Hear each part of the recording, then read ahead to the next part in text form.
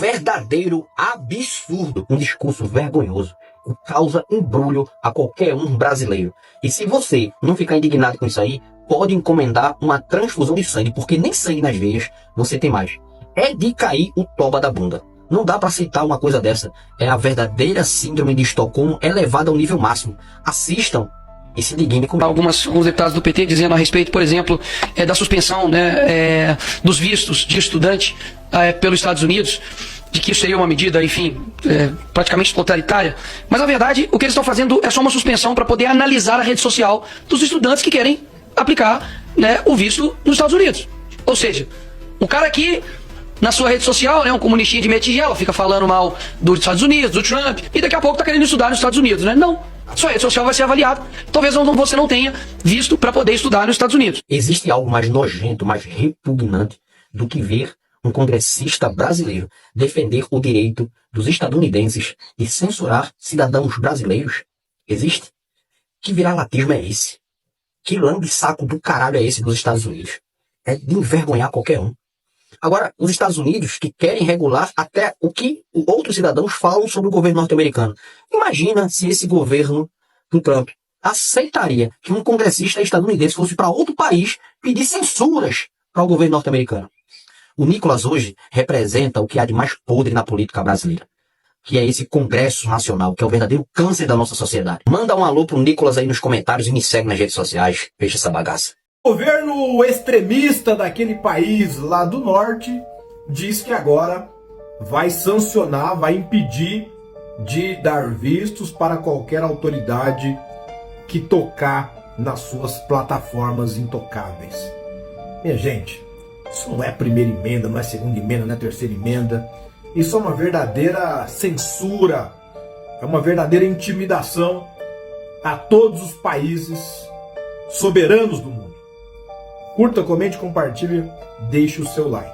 E o pior é saber que tem brasileiros, deputado eleito no Brasil, que deveria defender a nossa soberania, lá instigando, apoiando e sugerindo esse tipo de ameaça à democracia, ameaça ao judiciário, ameaça às autoridades mundiais.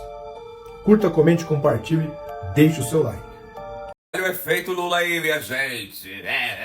Produto Interno Bruto cresceu 1,4% no primeiro trimestre, puxado aí pela agropecuária que está se recuperando, né? Ano passado a agropecuária fechou em queda, né? Então agora se recuperando. E olha só que interessante, né? A gente tá vendo aqui que teve uma alta na produção de soja de 13,3%. O arroz, né, que foi vilão da inflação no ano passado, a safra foi maior 12,2%. Teve também uma safra maior de milho de 11,8% e fumo. Não sei porque eu citei esse, mas tá aqui, cresceu 25%. Mas daí, né, a gente vai falar tudo direitinho na live que vai rolar hoje à noite, que eu vou destrinchar tudo bonitinho, tá? Mas eu já posso adiantar aqui, a indústria não teve crescimento, né? Vou dizer os números também, tudo na live, então não deixa de me seguir, aparece hoje aqui por volta das 7 horas da noite. E os serviços continuaram crescendo. Já quando eu comparo todos os setores com o mesmo trimestre do ano passado, todos eles tiveram alta, né? Então a gente vai falar, esse consumo das famílias teve alta, teve também aumento dos investimentos, formação bruta de capital fixo, das exportações, importações, enfim, né? Tudo ficou do lado positivo, mas se você quiser saber os números direitinho, destrinchando valores e percentuais e coisas, passa hoje na live 7 horas da noite, que é pra gente barbarizar. Eu já vou deixar até aqui um negocinho que tá pra você, tipo, marcar presença, pra você ser avisado. Então aparece na live aqui pra gente conversar. Se você achou que eu viria aqui pra defender o MC Pose do Rodo, você estava certo. Vim defender o MC Pose do Rodo, porque independentemente do que ele esteja sendo acusado, a desumanidade que a imprensa brasileira e a polícia do Rio de Janeiro fizeram com este menino é simplesmente o racismo mais escancarado na sua forma mais cruel, tendo também capitães do mato dentro da polícia, fazendo um show pirotécnico e ainda algemando injustamente ele que não ofereceu qualquer resistência. Pois agora vocês vão ouvir eu falar. Por quê? O Renato Cariani, que também foi acusado e virou réu por tráfico de drogas, jamais foi algemado, nunca foi à delegacia, sequer prestou depoimento e ainda está armando uma candidatura para 2026 e com grandes chances de se eleger, porque tem gente que não presta por metro quadrado neste país que está saindo pela latrina. Aliás, eu fui ver os comentários dos brancos nas páginas de jornalismo dizendo: ai, mas só deram batida comemorando esse escárnio com a população preta, paulistana e carioca e de todo o Brasil. Eu sempre estarei ao lado do povo preto, porque eu sei que os Roberto Jeffersons da vida foram conduzidos à polícia com um cafezinho, isso depois de ter jogado granada em cima da própria Polícia Federal. Como, por exemplo, o Fernando Collor de Mello, que roubou a poupança de toda a população brasileira, que hoje está em prisão domiciliar, sequer foi algemado e está agora numa mansão de 9 milhões com piscina dentro.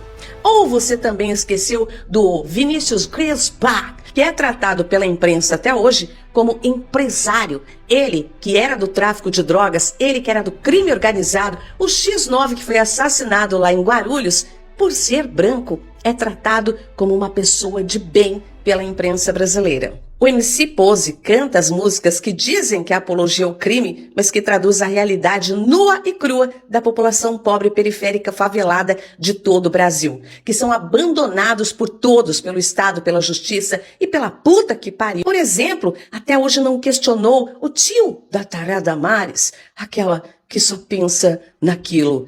A maluca da goiabeira teve um tio que teve um avião da Quadrangular, Ingrejinho, pastor, branco e broxa, que foi apreendido com 290 quilos de marihuana. Mas ninguém questiona o porquê de ele não ter sido conduzido à delegacia ou sequer estar respondendo um processo que parece que foi, inclusive, jogado por debaixo dos panos pela justiça brasileira. É assim que o Brasil trata a população preta e periférica. E muitos brancos, que eu tenho vergonha de pertencer a esta raça, estão aí comemorando, aplaudindo, como se a polícia estivesse fazendo um papel brilhante, fazendo esse show pirotécnico e convocando toda a imprensa para estar lá no momento da prisão, para que eles pudessem fazer toda essa cena que realmente é uma vergonha e mais uma vez escancara que a imprensa brasileira, assim como a polícia e parte da população, são racistas. Este é o racismo escancarado e eu não vou me calar, porque onde o povo preto estiver, lá estou eu para defender. Embora não tenha o meu lugar de fala, eu estou com o povo preto do Brasil. Imundos babei.